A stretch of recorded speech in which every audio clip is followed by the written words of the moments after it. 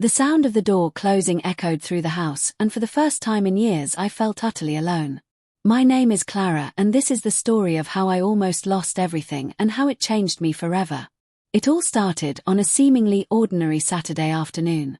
My sister Mia had come over for coffee and a catch-up session. As we sat at the kitchen table laughing and reminiscing, the conversation drifted to marriage, more specifically mine. I don't know what possessed me to say it. Maybe it was the wine we'd had with lunch, or maybe it was a fleeting moment of frustration. Honestly, Mia, I said, swirling my coffee absent-mindedly, if I had to do it all over again, I don't think I'd choose Ethan. The words left my mouth casually, as though they didn't hold the weight of my marriage in their syllables. Mia's eyes widened in shock. She opened her mouth to respond, but before she could, the silence in the room shifted, thickened. I turned my head and saw him standing in the doorway. Ethan, my husband of 8 years, the man who had stood by me through every high and low. He'd heard me. His face was unreadable. He didn't yell or demand an explanation. He simply turned and walked away, the front door clicking shut behind him. The sound was deafening. Ethan. I called after him, my voice cracking, but he was already gone. Mia looked at me, her expression a mix of pity and disbelief. Clara, what were you thinking? She asked softly. I didn't have an answer. My mind was racing. Why did I say that? Did I mean it? No, not really. Or did I? The truth was I didn't know. The hours dragged on and Ethan didn't return. I texted him, "Can we talk?" No response. I called him, it went straight to voicemail. As the night wore on, my emotions shifted from guilt to anger. How dare he just leave? Shouldn't we talk about this? By the next morning, his side of the bed was still untouched. The unease settled in my chest like a stone. Ethan wasn't the type to storm off. He was steady, dependable. That was part of the reason I'd fallen in love with him. But now I started to wonder if I'd pushed him too far. Mia called later that day. Have you heard from him? She asked. When I told her no, she hesitated. Maybe you should apologize. Apologize for what? For being honest, for venting to my sister. The thought irritated me. But deep down I knew she was right. I just didn't want to admit it.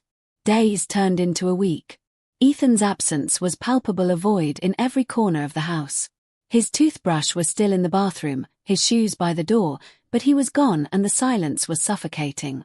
One evening, I was scrolling through our shared bank account out of desperation, searching for some clue as to where he might be. That's when I saw it: a charge at a hotel downtown. Relief and fury surged through me in equal measure. He was fine, but he was also hiding. The next morning, I drove to the hotel. I wasn't sure what I planned to say, but I needed to see him. The receptionist's polite smile faltered when I demanded to know if Ethan was staying there. I'm sorry, we can't disclose guest information, she said, her tone saccharine.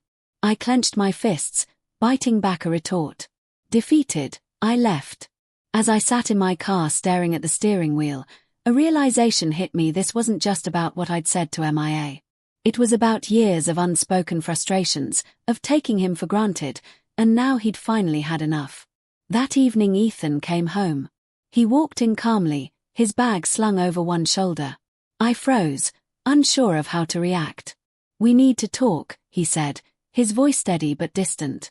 I nodded, motioning for him to sit. He didn't. Instead, he stood in the middle of the room, looking at me like he was seeing me for the first time. He asked the question, "Do you even want to be married to me, Clara?" He asked the question, was like a punch to the gut. Of course I do, I replied quickly. Ethan, I didn't mean what I said, I was venting, you know how I get. He shook his head. It wasn't just what you said, it's how you said it, like I didn't matter, like I didn't matter. You do matter, I insisted, tears welling up. You matter more than anything. Then why don't I feel it? He asked quietly. His words broke something in me. For years I'd been so focused on what I thought was missing in our marriage that I'd overlooked what was there: his patience, his loyalty, his quiet strength. I'd taken it all for granted. Ethan, I'm sorry, I said, my voice trembling. I've been selfish. I've been blind. But I love you. I do, and I want to fix this. He studied me for a long moment, his expression unreadable. Finally, he said, I need time, Clara, to think, to figure out if this is something we can rebuild. Over the next few weeks, we lived like strangers in our own home. Ethan was polite but distant, and every interaction felt weighted. I threw myself into therapy, desperate to understand my own behavior and how to change it. One day, Ethan came home with a folder. "These are some suggestions from a counselor I've been seeing," he said. "If we're going to try, we need to do this together."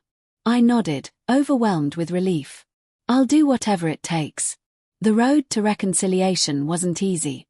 It meant facing hard truths and learning to communicate in ways we never had before, but slowly things began to change. We began to change. One evening as we sat on the porch watching the sunset, Ethan reached for my hand. "I'm glad we're trying," he said. "Me too," I replied, my voice steady for the first time in months. Looking back, I realized that moment in the kitchen was a wake-up call. It forced me to confront the cracks in our marriage and in myself, and while the scars of that day remain, they've made us stronger because sometimes it takes nearly losing everything to understand what truly matters.